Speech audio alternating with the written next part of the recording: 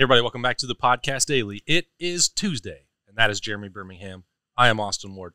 Bill, enjoying some time off this week, recharging the batteries to get ready for Big Ten Media Days, the most important time of the year for everyone.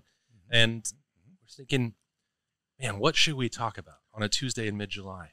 And then it came to me, Bert. Yeah. You sent a message in our Slack. Yeah. Was that Friday, Saturday? Friday or Saturday. Definitely not Saturday, so it would have been Friday. Because So- Saturday I went to Cincinnati to watch the Reds get one hit. That was probably exactly what you were hoping for. Yeah, it turned out well. Tywone Malone doing a little bit of summer workouts, getting some instruction, looking quite impressive physically. And you said, I wonder if we're not talking enough about Tywone Malone. Yeah, and I think it's natural to not talk about transfers in the way that you don't want to put them in too much pressure or say, okay, this guy's coming in and being a difference maker. Especially when you have veteran guys returning like Mike Hall, Tyleik Williams, Ty Hamilton, when there's defensive tackles like Hero Kanu who you're waiting to see emerge, or the incoming freshmen you can be excited about like Jason Moore and Caden McDonald and Will Smith. And then you pick up this guy in like late March who, it's worth noting, was like the top defensive tackle prospect on the board for Ohio State in the class of 2022. May, right? Late May. Not. Yeah, I don't do good with months. It was post-spring. Yeah. So like the extra window. So you're like, that's when you start to look ahead towards the season and who's going to contribute. And you're not really counting on anyone you add in that window, which is another show altogether. Ohio State with Josh Simmons and now Tywone Malone. Like, you watch him and you're like, okay, well, that's why they really, really, really liked this kid and why he was at the top of the board when they were recruiting him initially out of New Jersey. And then you see the frame at that 6'4.5", 305 pounds, moving the way he moves, and then you're reminded that he was a national champion baseball player. You're like, okay, so this kid's not just like a big fat body that you put in the middle of the defensive line. And there's something noticeably different about, as I said, the frame than you see with Tyleik Hall, for example. And then that work ethic, which he's doing that on his own in New Jersey. It's not a video of him on campus, so that's him going out to New Jersey and putting in the work on his own time. And like that dude is it looks a little different. And if you can find a way to put him in the mix with Michael Hall, with Tyleik Williams, with Ty Hamilton, who again I mentioned last week, I thought he's maybe the most important player on the defense. Now you have a rotation that you can build around, and I think you're looking at maybe the best group of defensive tackles that Larry Johnson's ever had at Ohio State. And I think part of this is projecting out with Tywone Malone. We haven't seen him go through an Ohio State practice yet. He has game film from the last couple of years at Ole Miss. We also know just how coveted he was in the first go-around as a recruit for Larry Johnson in Ohio State. So you put all that together and you say, well, where is the ceiling rank? That's hard to figure out until we get more sets of our eyes on him in August. But I mean, what we said over and over is that Ty Hamilton has probably the highest consistent floor. Yeah.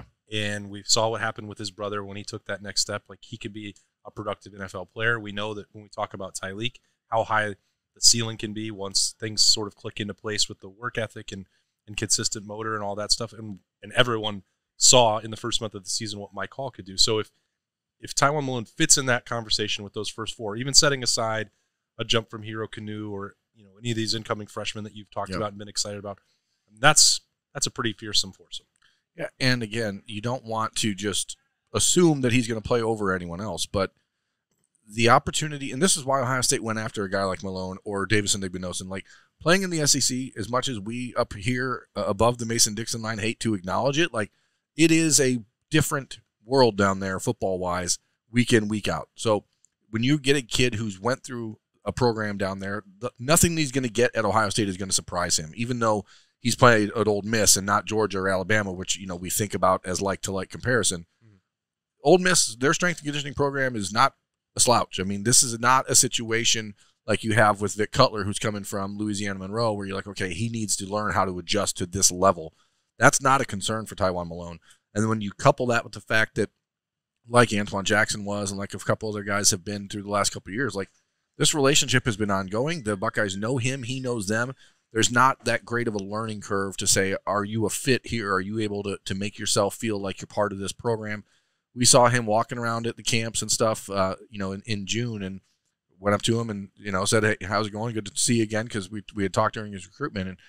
And I asked him straight up, like, how do you feel? It's like, I'm gonna dominate. And at that point, I was like, okay, cool. Who doesn't say that? But then you're like, oh, well. Not a lot of people actually do. That's not right. A lot of people say it, but then you see like just the size, the speed, the quickness, and you realize that this is a guy who's a Division I college athlete in multiple sports. And for all the good things that we see out of Tyleik Williams or Ty Hamilton, like that is a different level of athlete. And I don't care if he's just a power hitting first baseman or not. Like that's a different level of coordination. That's a different level of twitch, and that is something people should be excited about. And I think because he made the decision to transfer so late, maybe it's been glossed over a touch. And he has 2 years at Ohio State for sure, which is the positive. This isn't a one-and-done situation. But I think a lot of people have been expecting that he wouldn't be a contributor this year and maybe be more used as a depth piece this season and then be a main cog next year, presuming that Michael Hall, Ty Hamilton, and maybe Tyleik Williams are gone. But I really do think that there's a chance that he's a guy that can make a difference this year, and I would not have thought that a month ago. Yeah, the timing, as you said, is pretty interesting because if he had been here in March and April doing some of those things that were caught on video, which, again, we're making a lot out of 90 seconds shared on social media, sure. Which is a product of July as well. But if we'd seen that and got a jump on March and April, how he was fitting in the rotation, how Larry Johnson was managing those bodies in the trenches at that time, like we probably would have spent way more time talking about him. Who else do you think fits in that boat that we're not giving enough attention to with about 2.5 weeks until camp? I think this is a weird one to say considering he's a senior and he's played significant minutes in the last couple of years, and that's Cody Simon. Like he played really good football last year, and we've spent all off season, and we're as guilty of it as anyone, hyping up CJ Hicks and the growth he's made and how he's going to be fit into the rotation with Steel Chambers and Tommy Eichenberg. But we can't forget that Cody Simon is actually ahead of him. And when it comes down to who's going to be coming into the game when you need a third linebacker, it's going to be Cody Simon at the start of the season at least. So he's one for sure. I do think that if you went through the defense, you could find a couple guys here and there. I mean, we've talked more about Kenyatta Jackson probably than necessary at this point because the depth at defensive end is so fragile. But Cody Simon is certainly one of those guys that is not being discussed enough. Yeah, I've tried to mention that a number of times as well when the CJ Hicks conversation comes up. It's not just to balance it out or be contrarian. The number of snaps he played last year were obviously smaller than the year before when he was a starter, and some of this can also be skewed by the injury he was playing through, but on a per snap basis, he was grading out at a much higher level for Ohio State last year, and the production was better on those snaps. He was healthy, and you could see the impact. It's also reps, just getting more comfortable being out there. And the system, does that mean that he's going to supplant Steel Chambers and Tommy Eichenberg? No, it does not mean that. But he is a pretty key part of what Ohio State is building there at linebacker.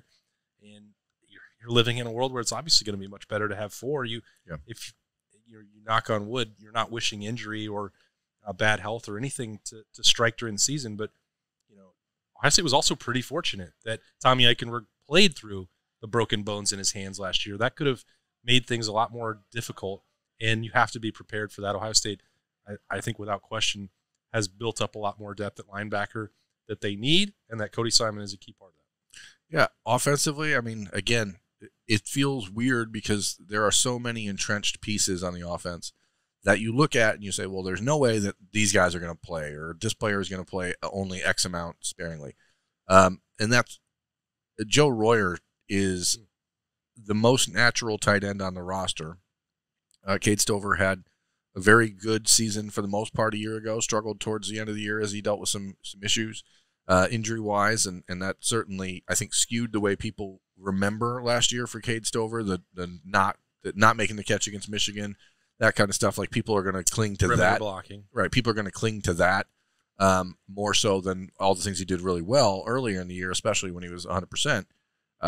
Joe Royer didn't get to be 100% until basically the Georgia game, and you did see a different dynamic that he brings to the offense and the ability to be more of a stretch tight end. And Cade did a great job with that, considering the fact that he's not really been a natural at that spot, and they used him a lot more down the seam and stuff than I think anyone would have expected.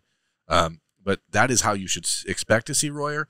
And we've talked ad nauseum about Ryan Day's preferred offense, which is that 12 personnel where you have two functioning tight ends who can ostensibly play different roles.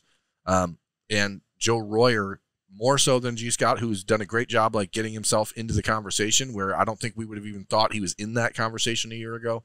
But Royer's size at 6'5", almost 260 pounds, like he's long, he's fast. I think that for the Ohio State offense, when it's at its best, the tight end is a true option. And I still believe he's the best passing option in that group.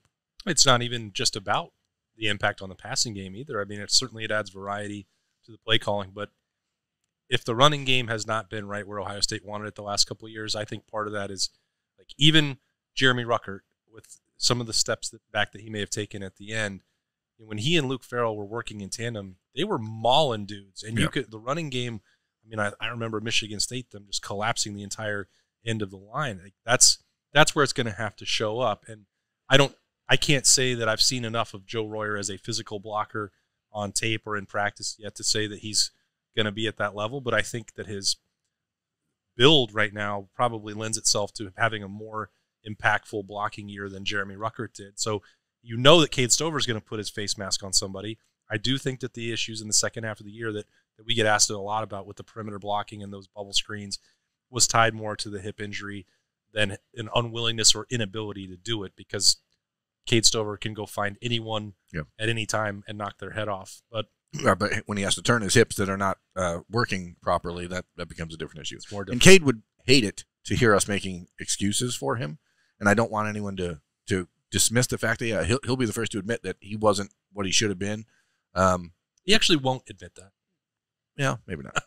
But he will be the first to admit that maybe he could have done a better job towards the end of the year. So I think he'll be the first to admit that. Yeah, he would definitely do that. But the reality is you have this many weapons on offense. It seems folly to even suggest that, the backup tight end, the second-team tight end, is going to be a big part of things. But for Ohio State's offense to run the way they want it to, and that means that the fourth wide receiver, fifth wide receiver, sixth wide receiver may not get as much run as they would like. But for the continuity of the offense, the overall big picture of the offense, having a secondary tight end that is going to be out there and be a threat, who you don't have to take off the field when you're going to run the ball, like that changes everything for Ryan Day's offense.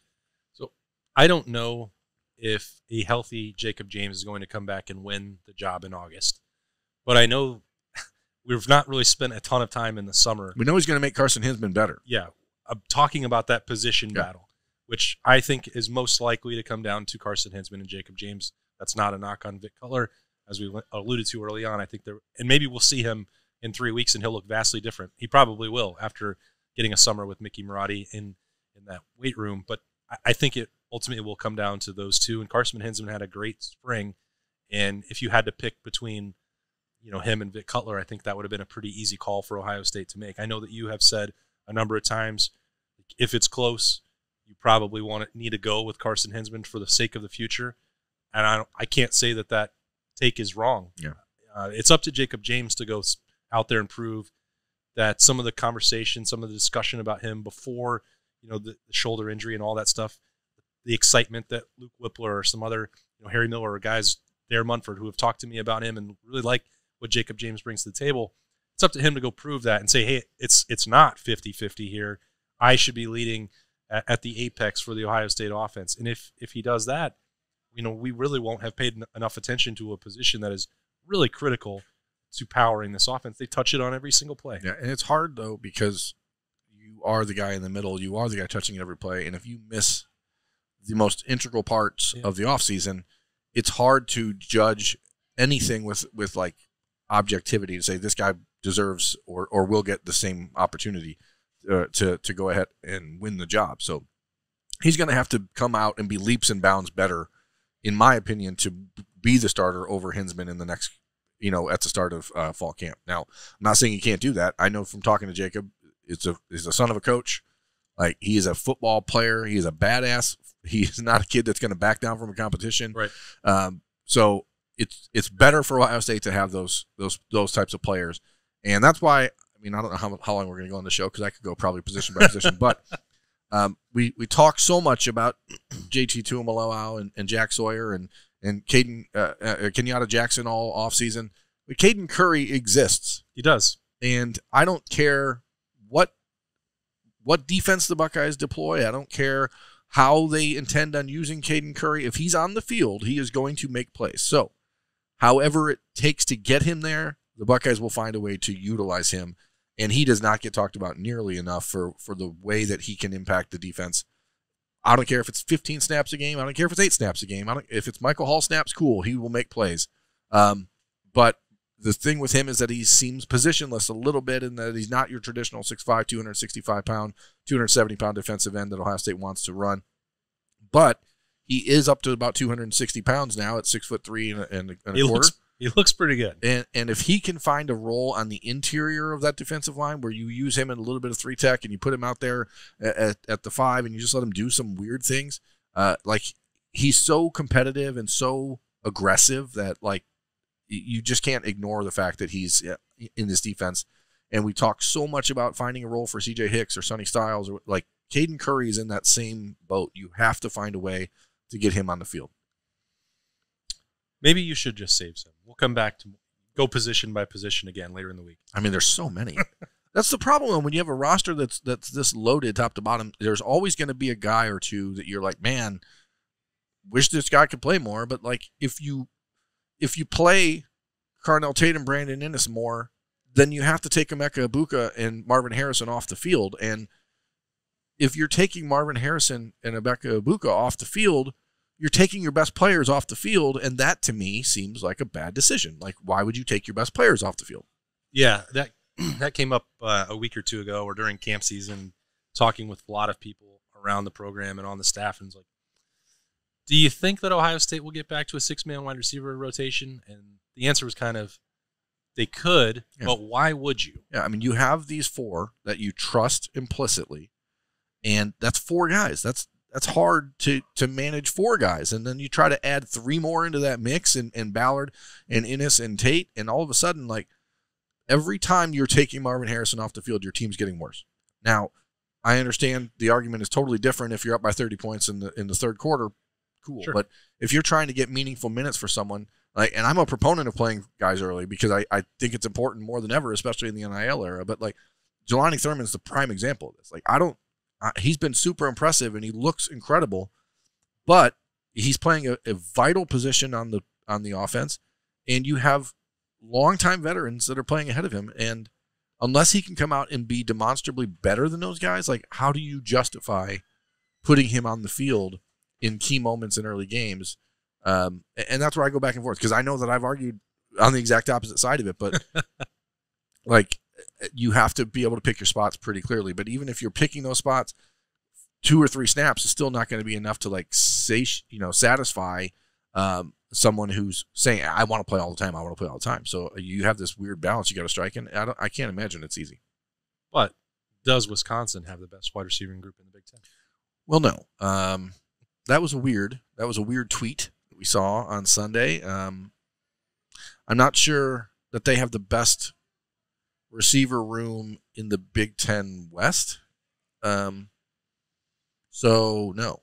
The answer to that is no. If the point was to get some engagement from Columbus, mission accomplished. I think that one thing I've learned, and not just this offseason, but every offseason that's ever existed in the long length of time, is that every bit of social media drivel that we see is directly aimed at getting reaction from people in Columbus, because Ohio State fans are paying attention to everything all the time. So, which is why we appreciate them. We appreciate you watching this, America. We do. Or listening. If you're just watching and not listening, that's weird. If you're listening and not watching, that's okay. Sure. Right?